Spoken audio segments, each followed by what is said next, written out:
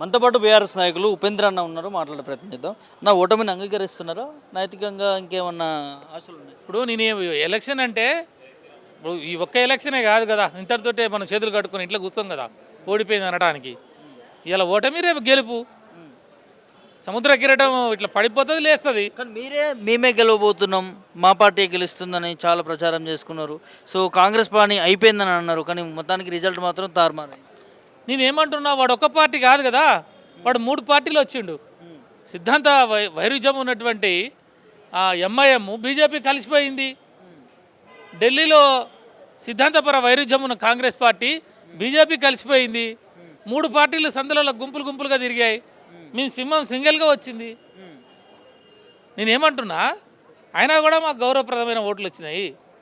వీళ్ళు ముగ్గురు కాదు, రేపు ప్రజల పక్షాన ఉండేటువంటి పార్టీ బీఆర్ఎస్ పార్టీ అని చాలా స్పష్టమైన సంకేతం వచ్చింది కదా.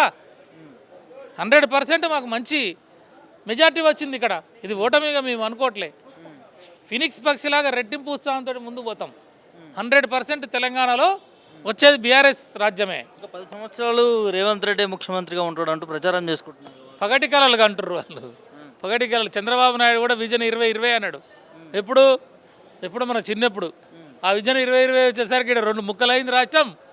అక్కడ పోయిండు, వెళ్ళిపోయిండు. అసలు తెలంగాణలో 2 కళ్ళన్నా ఆంధ్ర తెలంగాణ ఒక కన్ను లేకుండా చేసుకున్నాడు.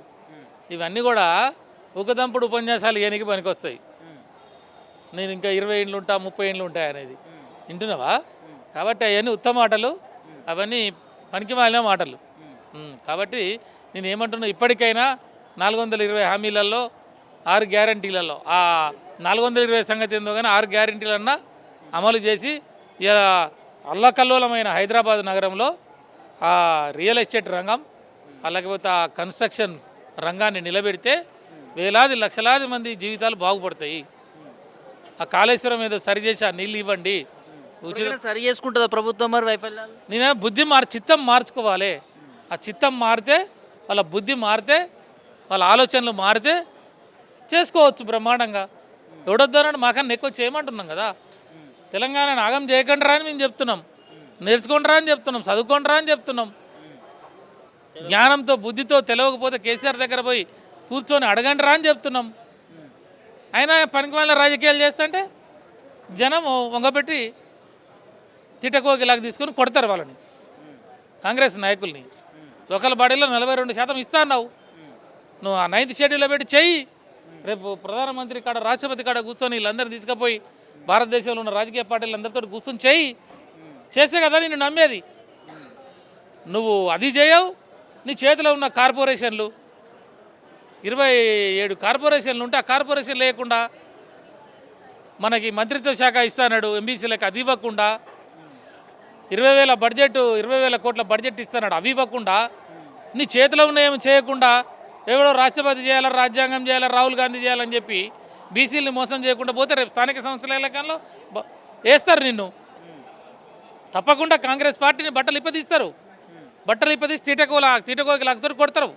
కొన్ని హామీలు కూడా ఇచ్చారు ప్రభుత్వం నుంచి ఈ ఎన్నికలకు సంబంధించి. ఎప్పుడైతే బీఆర్ఎస్ పార్టీ గెలుస్తుందని టాక్ వచ్చిందో అప్పుడే ముఖ్యమంత్రి బరిలోకి దిగారు, వరుసగా ప్రచారం చేశారు. సో దాంట్లో సంబంధించి ముఖ్యంగా మంత్రి పదవి ఇచ్చారు, అదేవిధంగా ఎన్టీఆర్ విగ్రహం పెడతా అన్నారు. సో ఇట్లా చాలా హామీలు ఇచ్చారు. ఎట్లా చూస్తారు ప్రభుత్వం నెరవేర్చి? ముఖ్యమంత్రి అనేటోడు గల్లీలో తిరిగాడు. మన ఒక ఉప ఎన్నికలలో ఇంతవరకు ఏ ముఖ్యమంత్రి అట్లా తిరగలే. తిరిగిండేమో. ఎవడన్నా చెప్తాడండి బీఆర్ఎస్ పార్టీ గెలిస్తే నేను రేషన్ బియ్యం ఇయ్యను, రేషన్ బియ్యం బంద్ అవుతాయి, సన్న బియ్యం బంద్ అవుతాయి, రేషన్ కార్డులు బంద్ చేస్తాం, కరెంటు బంద్ చేస్తాం, నీళ్లు బంద్ చేస్తాం. ఏమిటండి ఇది?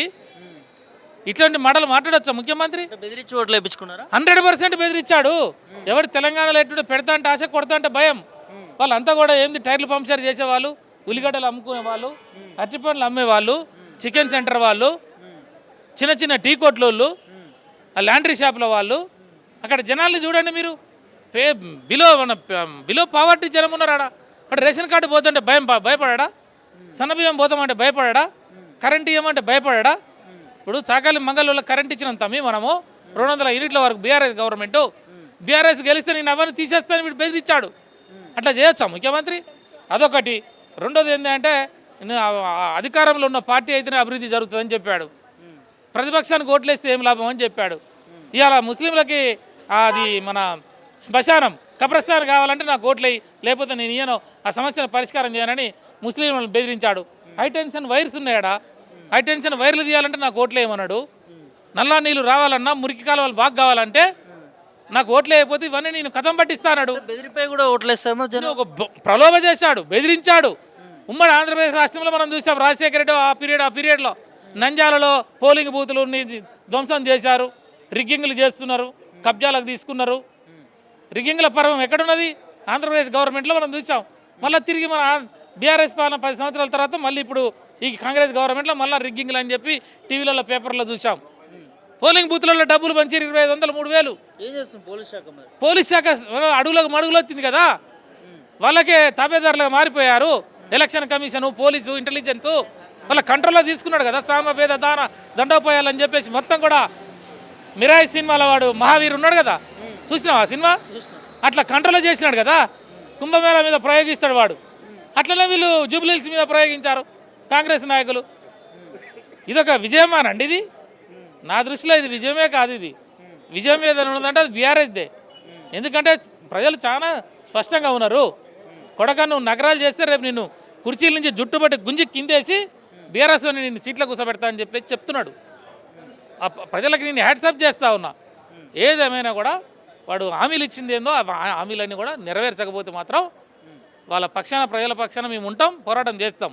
బీఆర్ఎస్ పార్టీ మనుగడ అయిపోయింది, ఇంకా భవిష్యత్తులో రాజకీయం అనే అంశాన్ని దూరం పెట్టుకోవాల్సిందే ఆ పార్టీ అన్నట్టుగా కాంగ్రెస్ నేతలు ట్రోల్స్ చేస్తూ ఉన్నారు. కేటీఆర్ మన రోడ్ షోకి సంబంధించి కూడా ఎట్లా చూస్తున్నారు? ఇప్పుడు నేనేమంటున్నా, ఏదైనా చెప్పవచ్చు. ఎలక్షన్ ప్రచారంలో ఎన్ని సెటైర్లైనా వేయవచ్చు కాక, కానీ నువ్వు ఎంత విత్తనాన్ని ఎంత నువ్వు లోపలికి తొక్కాలని చూసి ఎన్ని నువ్వు ప్రయోగాలు చేస్తే ఆ చెట్టు అంత బలంగా పైకి వస్తుంది. ఇలా నువ్వు టీఆర్ఎస్నో లేకపోతే కేటీఆర్ గారినో లేకపోతే కేసీఆర్ గారినో కుంభకోణాలని చెప్పి మనం చూస్తూ ఉన్నాం కదా. తమ్మి కాళేశ్వరం కుంభకోణం అన్నాడు, అది ఎడిపోయిందో. తర్వాత ఫోన్ ట్యాంపరింగ్ అన్నాడు, ఇది ఎడిపోయిందో. ఈ ఫార్ములా అన్నాడు, అది ఎడిపోయిందో. నోటికి వచ్చినాయని చెప్పిండు. ఇవాళ హైకోర్టులో అన్ని కేసులు పడితే అన్ని స్టేలు ఇచ్చేసి మొట్టకాయలు వేస్తుంటే ఇవాళ ఆ ప్రభుత్వానికి ఏం చేయాలనో అర్థం కాని పరిస్థితులలో మళ్ళీ ఇలాంటి పార్టీ ఉండదు. ఉండేది మేమే 10 ఏళ్ళు 15 ఏళ్ళు. ఏం చేసినావని నువ్వేం ఉద్ధరించినావని నిన్ను ఎందుకు ఉంచుతారు జనం అంటున్నా నేను. కాబట్టి కాంగ్రెస్ పార్టీ ఈ ముఖ్యమంత్రి ఈ విధానాల వల్ల, వాళ్ళకి తెలివిలేని పనుల వల్ల, ఈ మంత్రులే తిట్టుకోవడం వల్ల, ఒక మంత్రుల పిల్లలే ముఖ్యమంత్రి మీద తుపాకులు పెట్టి పారిశ్రామికవేత్తల్ని బెదిరిస్తున్నటువంటి పరిస్థితులల్లా, రియల్ ఎస్టేట్ రంగం కుదేలైపోయిన సందర్భంలో, కాంట్రాక్టర్స్ ఆత్మహత్యలు చేసుకునే పరిస్థితుల్లో, రైతాంగం ఆత్మహత్యలు చేసుకునే పరిస్థితుల్లో, విద్యార్థులు ఆత్మహత్యలు చేసుకున్న పరిస్థితుల్లో, బీసీలకు 42% అని మోసం చేసిన పరిస్థితులలో ఇవన్నీ కూడా కాంగ్రెస్ పార్టీ 15 ఏళ్ళు 20 ఏళ్ళు తెలంగాణలో డిపాజిట్ రాదు కాంగ్రెస్ పార్టీ నాయకులకి. అంతేగాని బీఆర్ఎస్ ఎక్కడికి పోదు. బీఆర్ఎస్ అనేది కేసీఆర్ నాయకత్వం అనేది తెలంగాణ ప్రజల గుండెల్లో ఉన్నది. ఎప్పటికైనా మళ్ళీ బీఆర్ఎస్ఏ వచ్చేది. మళ్ళీ మనం తప్పకుండా కూడా కేసీఆర్ ముఖ్యమంత్రి అవుతాడు. మళ్ళీ రియల్ ఎస్టేట్ రంగం కావచ్చు, రైతాంగం కావచ్చు, విద్యార్థులు కావచ్చు, బీసీలు ఎస్సీలు ఎస్టీలు అందరూ కూడా ఎంతో కొంత అన్నం తినాలి, బాగుపడాలి. మళ్ళీ ఈ రాష్ట్రం సుభిక్షంగా ఉండాలంటే అది కేసీఆర్ నాయకత్వమే, బీఆర్ఎస్ఏ. అది ప్రజలకు అర్థమైంది. ఇంకో అంశం ఫైనల్ కన్నా, ఒక విష ప్రచారం బీజేపీ బీఆర్ఎస్ రెండే అంటూ ఈ ఎన్నికల్లో కూడా ప్రచారం చేసిండు రేవంత్ రెడ్డి. సో మరి ఇదేమైనా బీఆర్ఎస్ పార్టీకి మైనస్ అయింది అనుకోవచ్చా? ఎట్లా చూస్తారు? ఇప్పుడు ఎవరు ఏ పార్టీ ఎవరు ఒకటి అనుకోవచ్చు. నేనేమంటున్నా, అసలు ఈ బీజేపీ అనేది, బీజేపీ నాయకులు తెలంగాణలో భారతీయ జనతా పార్టీ అభివృద్ధి కావద్దు అని చెప్పి వాడు శిలాశాసనం రాసిండు. వాళ్ళే రాసుకుర్రు, ఎవడో రాసింది కాదు ఇది. ఆ పార్టీలో ఉన్న అగ్రనాయకత్వమే, అది రాష్ట్ర నాయకత్వమా కేంద్ర నాయకత్వమా మనకు తెలియదు, కానీ వాడైతే శిలాశాస్త్రం రాసిండు, మాకు ఈ రాష్ట్రంలో మా పార్టీ అభివృద్ధి కావద్దని. ఎందుకంటున్నాడంటే ఇలా ఏంటి అది పరిస్థితి ఏంది, ఎలాంటి ఇండికేషన్ పోయి చూసారు కదా. వస్తారా వాళ్ళు ప్రజలలో? లోకల్ బాడీ ఎలక్షన్ కానీ, రేపు మన బై ఎలక్షన్స్ కానీ, జనరల్ ఎలక్షన్స్ కానీ ఏ ముఖం పెట్టుకొని వస్తారు? ఏం లోకల్ స్టాండ్ ఉంది? ఎందుకు ఇంత దిగజారిపోయారు కాంగ్రెస్ పార్టీ కొరకు? ఢిల్లీలోనేమో సిద్ధాంతపర వైరుధ్యమాలతో కొట్లాడుతూ, గల్లీలనేమో చట్టాపట్టాలు వేసుకొని తిరిగి సిగ్గు లేకుండా ఏం సమాధానం చెప్తుంది కిషన్ రెడ్డి, బండి సంజయ్? మిమ్మల్ని ఎవడన్నా నమ్ముతాడా? మీ ముఖం ఎవడన్నా చూస్తాడా? ఇప్పటికే ఆ 4 ముఖాలను చూడలేక వాళ్ళు ఏడుస్తున్నారండి. ఆ పార్టీలో ఎంత నిస్వార్థంగా పనిచేస్తారు ఆ కార్యకర్తలు, పదవులు అడగరు. కానీ వీళ్ళు చేసే పాడు నిర్ణయాల వల్ల వాళ్ళ ఆత్మ ఘోషిస్తూ ఉన్నది. వాళ్ళ కండ్ల నీళ్ళు కారుతున్నాయి బీజేపీ నాయకులకి. కాంగ్రెస్ పార్టీతోటి ములాఖత్ అయ్యి వాళ్ళు మమ్మల్ని బీఆర్ఎస్ తోటి మీ మీద ములాఖత్ అవుతామండి. మాకేం అవసరము? మీ బీజేపీ తోటి ములాఖత్ కావాల్సిన అవసరం మాకెందుకు? మాకు ఇంత పెద్ద 60 లక్షల క్యాడర్ ఉన్నది, మాకు ఇంత పెద్ద ఉద్యమ పోరాటం చరిత్ర ఉంది, ఇంత డెవలప్మెంట్ అభివృద్ధి ఉన్నది, ఇంత పెద్ద కార్యకర్తలు లీడర్లు, మాకు కేసీఆర్ అనే నాయకుడు ఉన్నాడు. గాళ్ళతోటి మాకేం పని తమ్మి? అలాంటి మతం పేరుతోటో ఇంకో పేరుతోటో రెచ్చగొట్టి రాజకీయాలు చేసే వాళ్ళతో మాకు అవసరం లేదు. ఏమైతే ఫైనల్గా జూబ్లీహిల్స్ ప్రజలకు మీరు జూబ్లీహిల్స్ ప్రజలు ఏదైతే మీరు ఓట్లు వేసినారో ఆ ఓట్లు వేసినందుకు మీరు భయపడేసిర్రా, ప్రలోభానికి గురి చేసిర్రా, దేనికో పాటు ఏనైతే వేసిర్రు. కాబట్టి ఇప్పుడు మీరు వెంటనే అభ్యర్థి వెంటబడి మీ సమస్యలు ఏమన్నా ఉన్నాయో అవన్నీ కూడా మీరు ఆ సమస్యలన్నీ నెరవేర్చుకోండి. లేకపోతే 3 సంవత్సరాలు చూడంగానే గడిచిపోతుంటే మీకు ఏం భయం లేదు. వచ్చేది బీఆర్ఎస్ పార్టీ.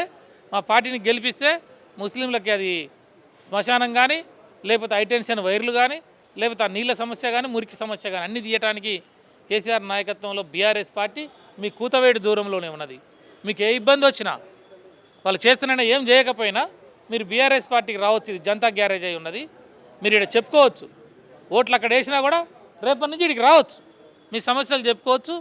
తప్పకుండా మీ సమస్యల మీద పోరాటం చేయడానికి బీఆర్ఎస్ పార్టీ సిద్ధంగా ఉన్నదనేది పెద్దన్నలాగా ఉంటుందనే విషయాన్ని కూడా జూబ్లీహిల్స్ ప్రజలకు తెలియజేస్తా ఉన్నాం.